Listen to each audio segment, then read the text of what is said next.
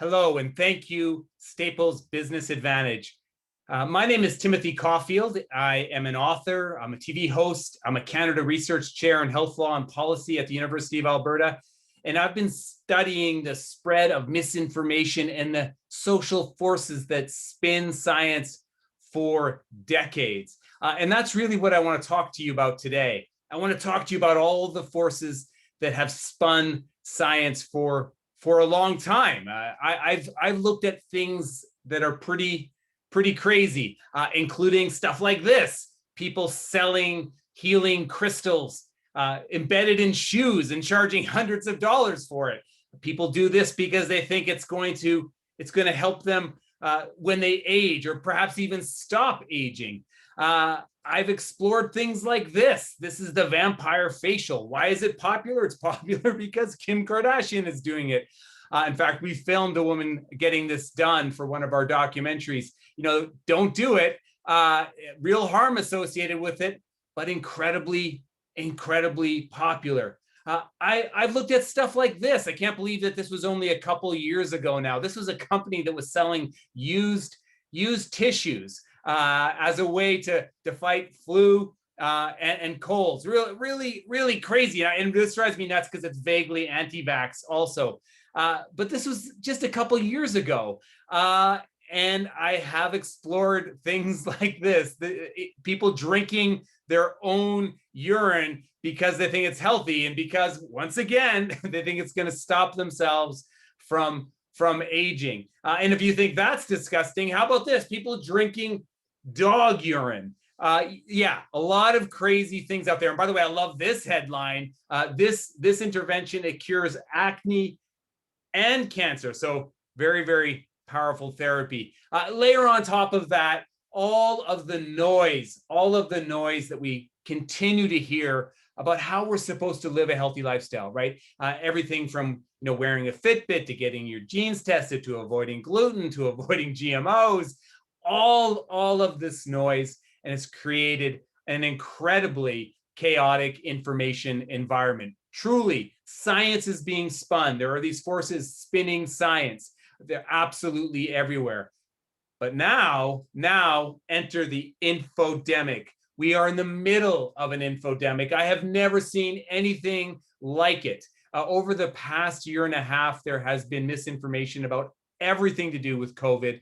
And that has provided us with an opportunity to learn more about how science is twisted to put forward particular agendas. This word infodemic, it was coined by the World Health Organization just over a year ago. I love the term because it really highlights the degree to which this is about information, and that information is doing harm. And yes, the information spreads. This misinformation, it spreads like an infectious disease. And not only are entities like the World Health Organization now recognizing sort of the power of misinformation, increasingly Canadians are. The average individual now recognizes the harm that misinformation does. And I want to highlight just one stat from this really interesting study that came out just a few months ago, really. 96% of Canadians now recognize that they see misinformation kind of on the daily. By the way, that should be 100%, but I like the fact that 96% of Canadians now recognize that. So my topic today, the forces that spin science, has always been important, but I think more important now than ever. So what I want to do today, I want to break down what's going on. Yes, I'm going to talk about the infodemic in the context of COVID, but I'm going to touch on some other areas too, because I think this is truly one of the dilemmas of our time. How do we respond to the spread of misinformation? So I'm going to talk a little bit about what's going on out there. I'm going to talk about the harm that it does. And of course, where I'm going to land, and I hope that you guys agree this is useful, I'm going to land on what we can do as individuals, as professionals, as organizations, to push back against the noise. So let's get started. Let's get started. Let's warm up with just a reminder of how crazy it has gotten out there. Yes, there's been all this misinformation about the source of COVID, the idea that it was started by 5G technology. By the way, no, that's not true. It's not even scientifically plausible. There's been a whole bunch of misinformation about how to treat COVID, whether you're talking about things like drinking bleach or unproven supplements, not true, not true. And of course, lots of misinformation like this about vaccines. And this one, by the way, I took this picture just a couple of weeks ago at my local grocery store, and my head just about exploded. A really good example of how misinformation has become normalized. Yes, this is a rag of a newspaper. Yes, no one takes it seriously, but still this misinformation matters, right? It plays to our negativity bias. It plays to our fears. Something I'm going to come back to, by the way, and it plays to our availability bias. It just allows this misinformation to wash over us and have a real impact, and that matters. And we're seeing a whole bunch of misinformation, of course, specifically about the vaccine. Stuff like this: the idea that the vaccines cause infertility. No, they don't. No evidence to support that. The idea that vaccines will change your DNA. No, they won't. No evidence to support that. The idea that vaccines will result in you shedding viruses. No evidence to support that. Again, not scientifically plausible. But we know, you guys, we know that this misinformation is having a real impact. And yes, we're seeing more and more misinformation about how to cure, how to treat, how to prevent COVID, like this one. I love this headline: this family that drink. By the way, urine had a very big year. There was people drinking cow urine, dog urine. Yes, that's true. And people drinking their own urine. No, not a good idea. But these kinds of remedies are out there. I love this headline, by the way: anti-vax family drank their own urine. They're against vaccines, but they're pro-urine. This misinformation, it seems like it's absurd. It matters. It really does matter. It has an impact on people's perceptions, on people's behaviors. I love this stat. I think this stat is really dramatic. And the reason I find it so interesting, so fascinating, is, the Bill Gates conspiracy theory.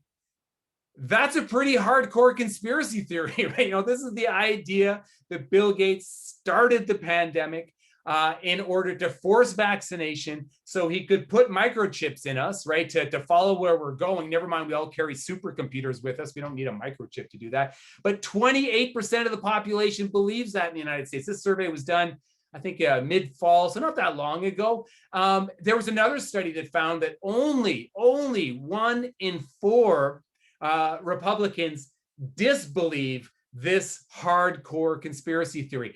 Look, I know surveys are inherently flawed methodology and we shouldn't take them too seriously, but the mere fact that this percentage of the population is, open to this idea really shows how misinformation that should be really fringe, right, has kind of been normalized. By the way, there was other research in the United States that found about half of the population believes at least one of the big COVID conspiracy theories. What about in Canada? What's going on here? Well, this was a study done at Carleton University. One of my colleagues, my friends, Josh Greenberg, was involved in this, and they found about 46% of Canadians believed at one time one of the big COVID conspiracy theories. So again, this matters.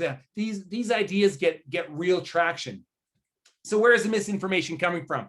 You guys already know this, but it's important to emphasize it because it speaks to what we need to do to fight misinformation. This is largely, not entirely, but largely a social media phenomenon, and there's growing body of evidence to back that up. Not only is it a social media phenomenon, we can point to the United States and say it's an American social media phenomenon.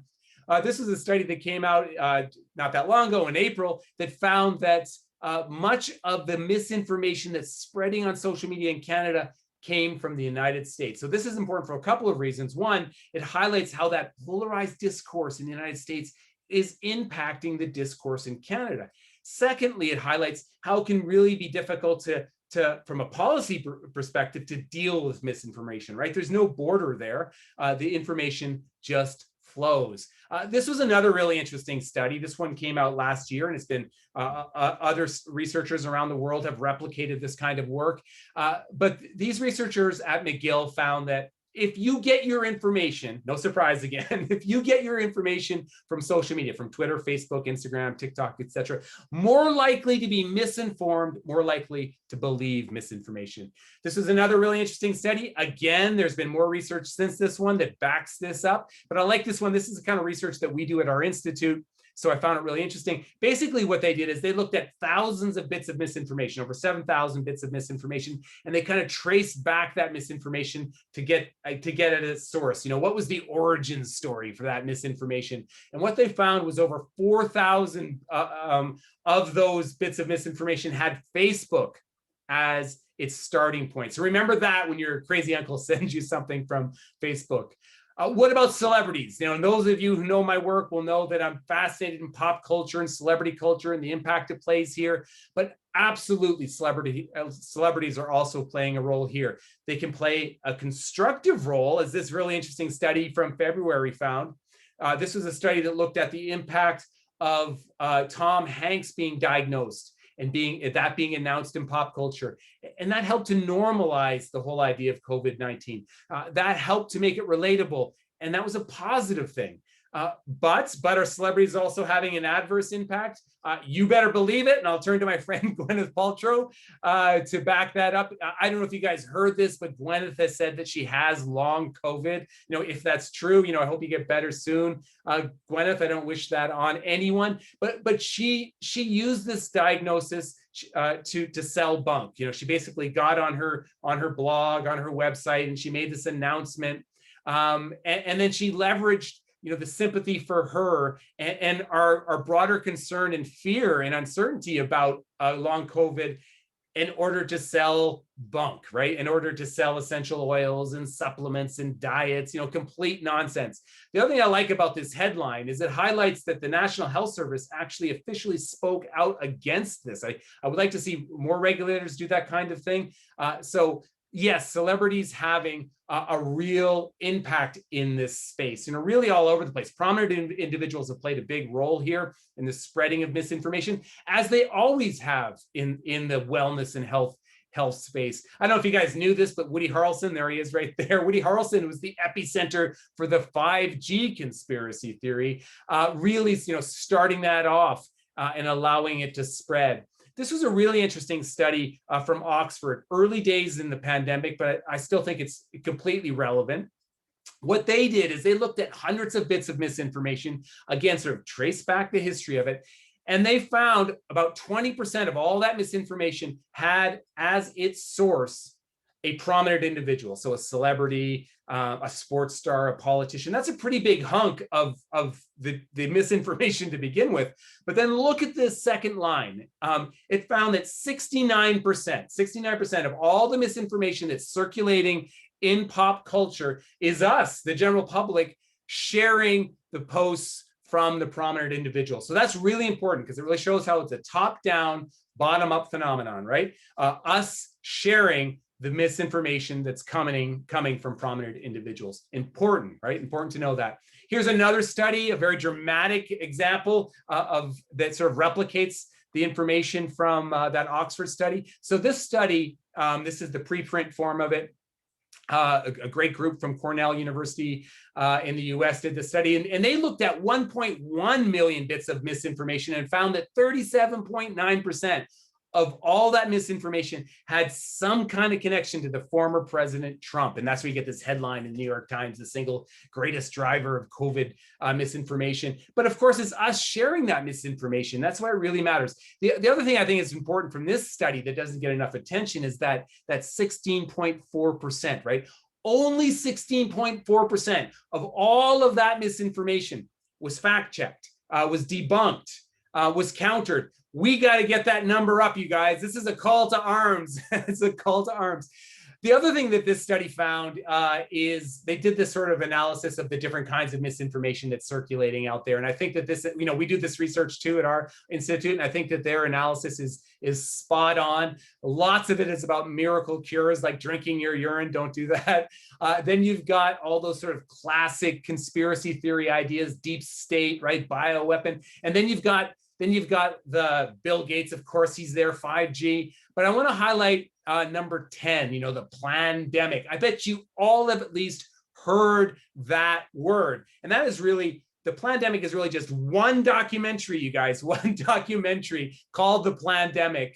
And that's a nice segue to talk about what I think is another source of misinformation that doesn't get enough attention, another source of the forces that spin science.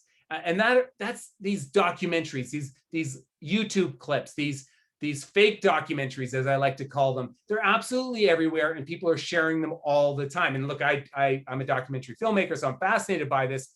Here's one example. So this one came out not that long ago, just a couple months ago. And by the way, you can see that wrong there. That's my editorial comment. Anytime I see misinformation on social media, I take a screenshot and I immediately write on it so people know it's misinformation. So wrong, sigh. But this was one of those little documentaries, these little YouTube clips where you have one individual interviewing another one, and they're just spewing misinformation. It seems so credible, right? It's slick. It seems credible. The production values are high. And she's talking about hydroxychloroquine, and she's talking about, the lockdown and all this misinformation. Here's another example from again, another screenshot of mine. No. This is my editorial comment. But this is a well-known one. Millions of views, you guys, millions of views. America's frontline doctors. You maybe even heard of this. Here they are standing on the steps of the Capitol. They've got their white coats on. Again, they're talking about hydroxychloroquine and other conspiracy theories. Here's that same individual more recently. This isn't that long ago, this one. Again, hundreds of thousands of people saw this, and she's suggesting that the public health measures are a crime against humanity. And this stuff sticks, you guys. And by the way, quick update on her. She's been arrested for her role in the Capitol insurrection. So it gives you a sense of, her posse, who she hangs out with, who her community is.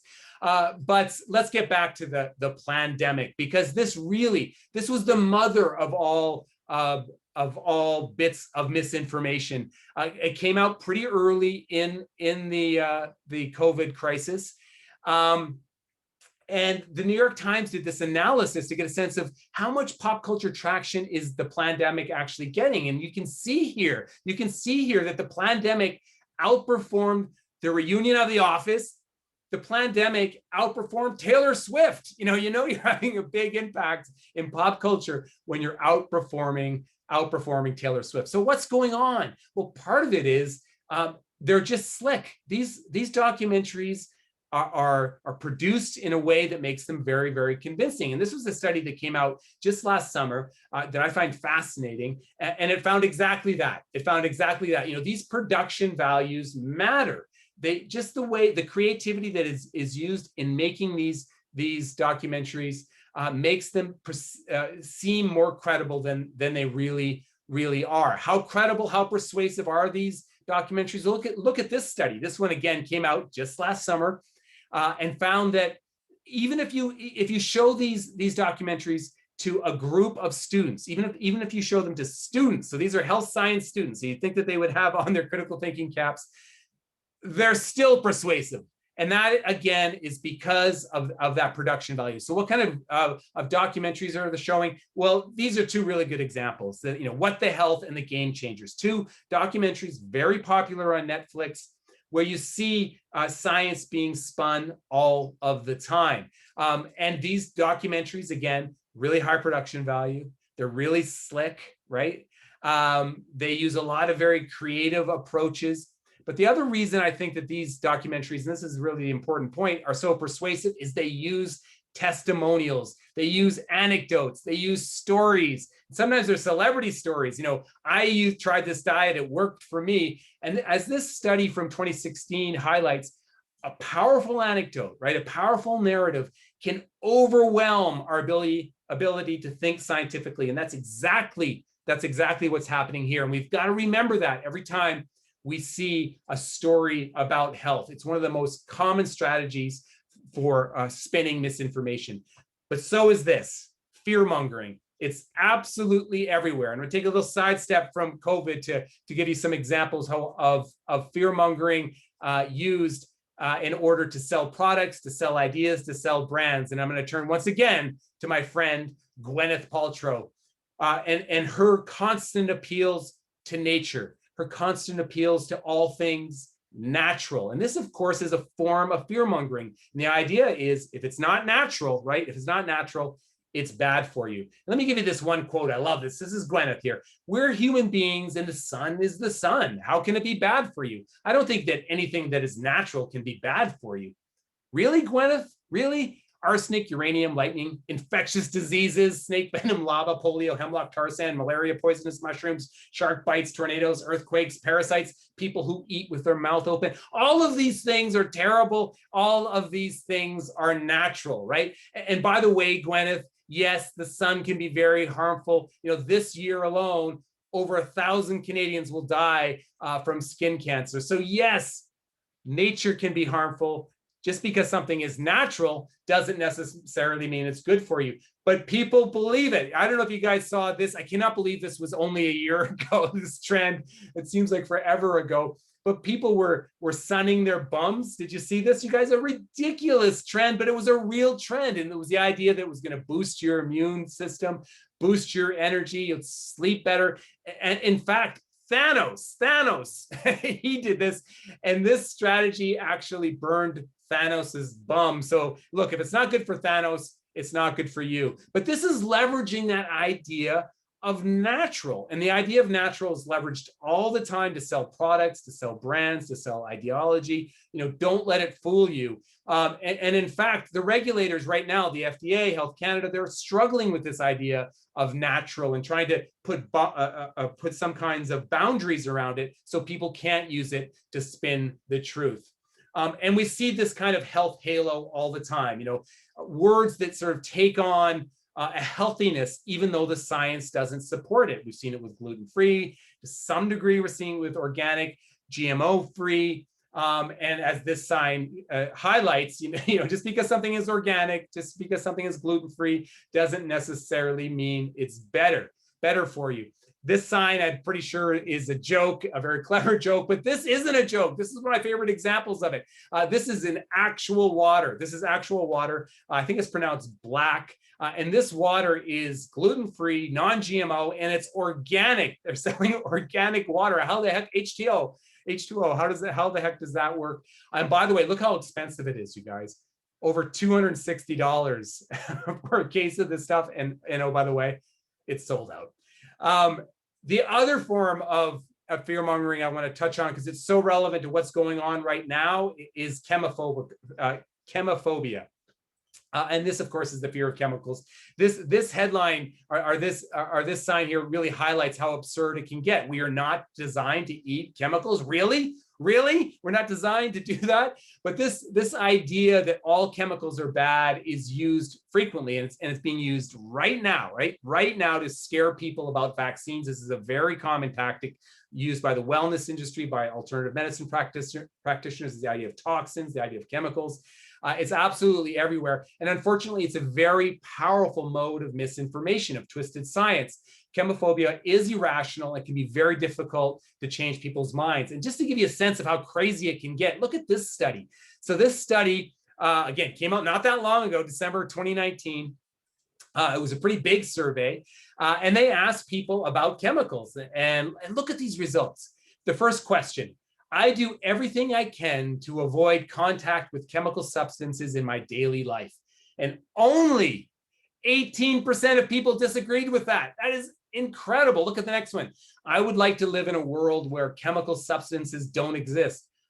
Only 22% of people disagreed with that, which is incredible, right? I don't know where they want to live. They want to live on the lip of a black hole where, you know, matter is being pulled apart. I guess maybe there's not chemicals there. I don't know. But the world is made up of chemicals. Now, I know that in this context, the word chemical has taken on sort of a new meaning, but still it really highlights how twisted science, right, and misinformation can have an impact on our own perceptions and beliefs, right? So who believes this stuff? Well, we have to be really careful here because we don't want to make any kind of generalizations. People from every demographic can be pulled into the vortex of misinformation. But we're starting to learn more and more about this. And this is just one really good example of it. This was a study that came out not that long ago. A colleague of mine, Gordon Pennycook, involved with this study. And there have been other studies that have found the same theme, some of them very recent. Yes, education matters. No surprise, right, you guys?